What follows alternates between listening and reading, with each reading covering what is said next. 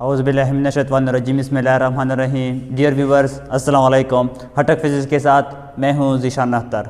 तो पहले लेक्चर में हमने सप्लीमेंट्री क्वांटिटीज़ को या यूनिट्स को स्टार्ट किए थे, ठीक है। उसमें हमने सॉलिड एंगल पढ़ लिया था। आज हम प्लान एंगल पढ़ लिया था, आज हम सॉलिड एंगल पढ़ रहे हैं, ठीक है। Solid angle, those angle subtended by surface area of a point in space. Those angle subtended by surface area of a point in space is known as solid angle. वो angle जो surface area एक point पे surface area में space में बनाए तो उनको solid angle कहते हैं, ठीक है। और सॉलिड एंगल जो है वो 3D है। सॉलिड एंगल 3D है, 3 डायमेंशनल एंगल हैं, ठीक है। सिंबॉलिक रिप्रेजेंटेशन हम ये ओमेगा से करते हैं, ठीक है। इस सिंबल से करते हैं ओमेगा, इसको ओमेगा कहते हैं, ठीक है। Mathematically omega will be equal to area by are square. Area by are square is known as solid angle or omega. तो इस डिफिनीशन का मतलब क्या हुआ कि those angle subtended by surface area of a point in space, कि एक space में एक पॉइंट ले ले और जो सरफेस एरिया एंगल बनाते हैं उनको हम सॉलिड एंगल कहते हैं। फॉर एग्जांपल ये मेरे पास एक स्फीयर है, ये एक स्फीयर है, ये एक सेंटर है इनका, ठीक है। ये सेंटर है ओ, और इसका एक पार्ट लिया है ये स्पेस में, और ये इसका एरिया है, ये इसका एरिया है, ये आर है रेडियस, ये आर है रेडियस। ये सरफेस एरिया जो एंगल बनाता है, सरफेस एरिया जो एंगल बनाता है उनको सॉलिड एंगल कहते हैं, उनको सॉलिड एंगल कहते हैं। इसका मतलब है सॉलिड एंगल। और हम यूनिट क्या लेते हैं सॉलिड एंगल की? Unit steradian. Solid angle, unit of solid angle is steradian. Steradian को हम रिप्रेजेंट करते हैं STD से और सिंपली SR से, स्टेरेडियन और STD स्टेरेडियन से, इससे हम रिप्रेजेंट करते हैं। अब ये स्टैंडर्ड स्टेरेडियन जो है ये स्टैंडर्ड यूनिट है। अब इसको हम डिफाइन करते हैं कि स्टेरेडियन का मतलब क्या है, ठीक है। स्टेरेडियन का मतलब क्या है? अगर इस तरह हो जाए F area equal to R square, F area equal to r square, then the angle subtended by the surface area will be equal to 1 steradian. Then the angle subtended by surface area will be equal to 1 steradian. अगर area are square के बराबर हो जाए, अगर area are square के बराबर हो जाए तो ये सरफेस एरिया जो एंगल बनाता है वो 1 स्टेरेडियन के बराबर होगा, तो वो 1 स्टेरेडियन के बराबर होगा। अगर एरिया आर स्क्वायर के बराबर हो जाए, ठीक है, और इस इक्वेशन में हम पुट कर लिए तो एरिया की जगह हम आर स्क्वायर पुट करें, एरिया की जगह हम आर स्क्वायर पुट कर लें तो omega will be equal to R square by are square. Omega will be equal to R square by are square. R square के साथ कैंसल और 1 आ जाएगा तो omega will be equal to 1 steradian. Omega will be equal to 1 steradian, सही है। Omega will be equal to 1 steradian. अब total angle subtended by surface area of the sphere or 3D object. अगर मेरे पास एक 3D ऑब्जेक्ट है, are sphere है, तो वो टोटल एंगल सरफेस पे कितना बनाएगा? वो टोटल एंगल सरफेस पे कितना बनाएगा? तो एरिया ऑफ द स्फीयर जो है वो बराबर है 4 pi r square. Area of the sphere will be equal to 4 pi r square और omega will be equal to, अगर ये एरिया है, ये एरिया में स्फीयर का एरिया ले लूं, ये मैं स्फीयर का एरिया ले लूं तो area of sphere omega will be equal to area of sphere divided by are square. Area of the sphere divide by are square, और area of the sphere 4 pi r square के बराबर है।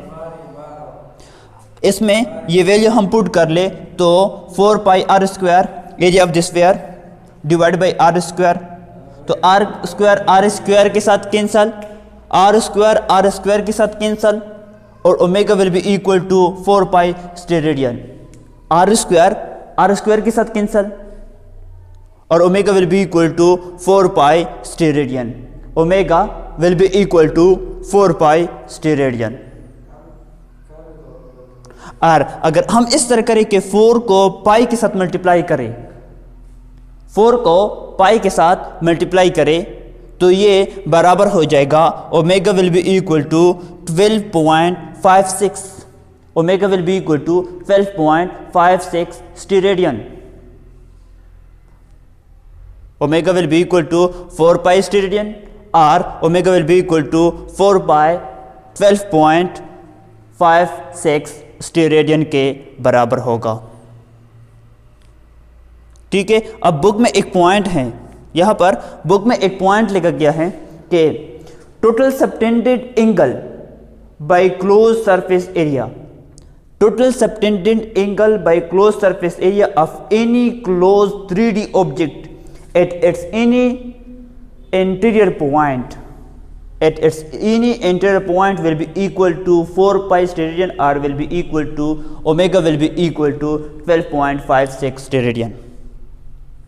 ठीक है, इसका मतलब ये है कि total subtended angle by close surface area, total subtended angle by close surface area of any close 3D object, of any close 3D object at its any interior point, at its any interior point, ये point है। ठीक है, main point ये है, any close 3D object, ये important है, और at its any interior point, ये इंपॉर्टेंट है। इसका क्या मतलब? ठीक है, और ये कह रहा है कि total subtended angle by close surface area, अगर ये क्लोज सरफेस एरिया है, ये इसमें टोटल सबटेंडेड एंगल कितना होगा of any close 3D object at its any interior point, और इसके इन इंटीरियर पॉइंट हम ले ले तो वो 4 पाई स्टेरेडियन, और omega will be equal to 12.56 steradian के बराबर होगा। तो इसका मतलब क्या है?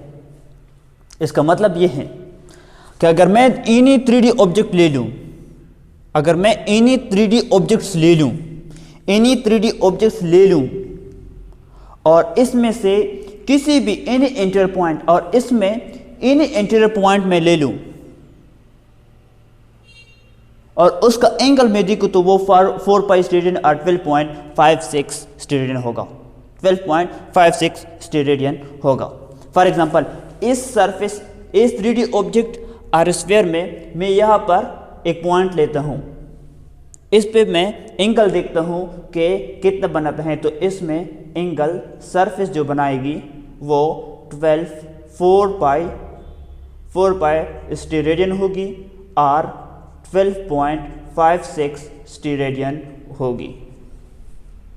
ठीक है, अगर इस स्फीयर में या 3D ऑब्जेक्ट में मैं एनी पॉइंट दूसरा ले लूँ, कहीं पर भी मैं एक पॉइंट ले लूँ, और उसमें मैं देखो एनी इंटीरियर पॉइंट का मतलब ये है कि इस स्फीयर सरफेस में, इस स्फीयर में या 3D ऑब्जेक्ट में एनी पॉइंट में ले लूँ, एनी इंटीरियर पॉइंट, इसके इंटीरियर में एनी पॉइंट ले लूँ, और उसका एंगल में देखूँ कि सरफेस कितना एंगल बनाता है, तो वो 4 पाई स्टेरेडियन होगी, और 12.56 स्टेरेडियन होगी। तो ये बुक का एक इंपॉर्टेंट पॉइंट है। ठीक है, तो मैं जो भी 3D ऑब्जेक्ट हो या स्फीयर हो, उसकी एनी इंटीरियर पॉइंट ले लूं, जो भी 3D ऑब्जेक्ट हो और स्फीयर हो, उसमें मैं एनी इंटीरियर पॉइंट ले लूं, और उस पॉइंट में मैं सरफेस जो एंगल बनाता है वो देख लूं, तो वो 4 पाई स्टेरेडियन और 12.56 स्टेरेडियन हो गई।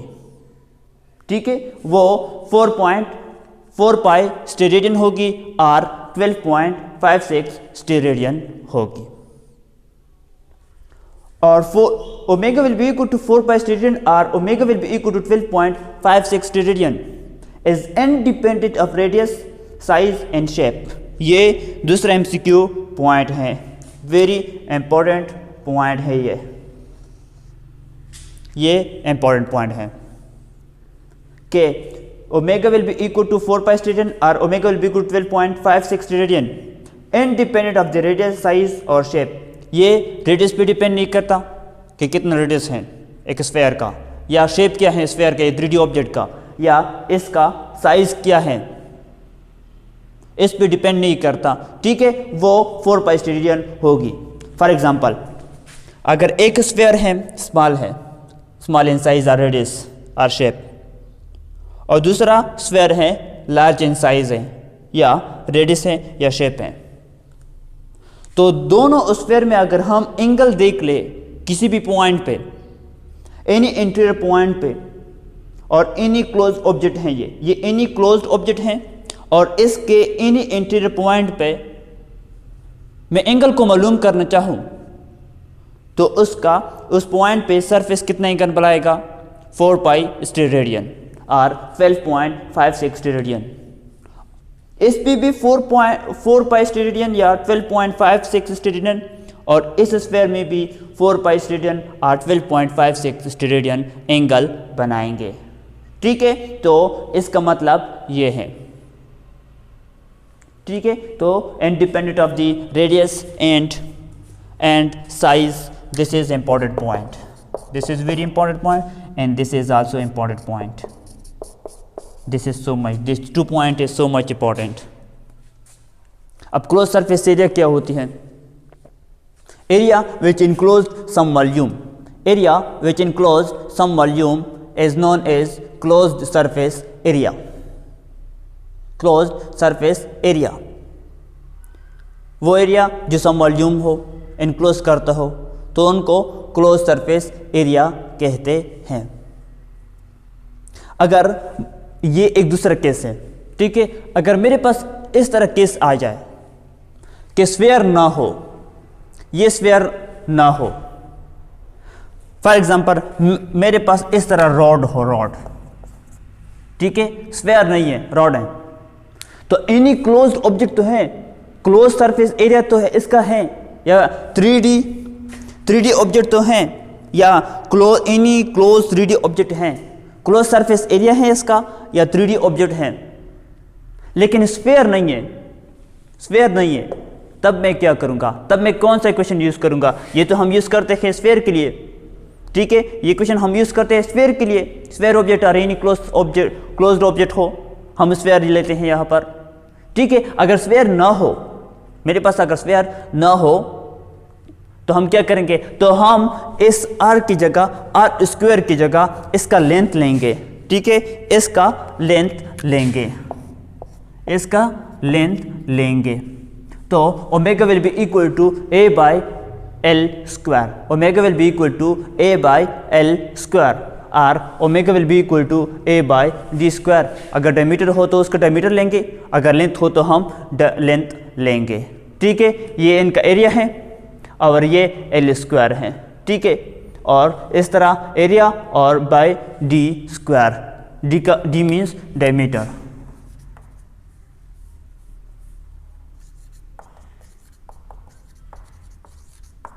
डी डायमीटर, और यहाँ पर एल जो है वो length of this rod.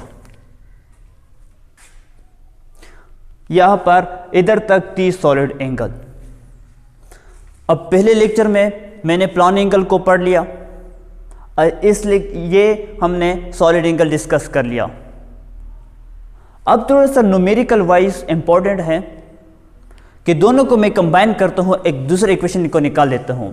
Plan angle और सॉलिड एंगल को मैं कंबाइन कर देता हूँ और एक दूसरे इक्वेशन, हम ये सिर्फ न्यूमेरिकली कर सकते हैं, ठीक है। न्यूमेरिकली हम ये सिर्फ कर सकते हैं। देखो,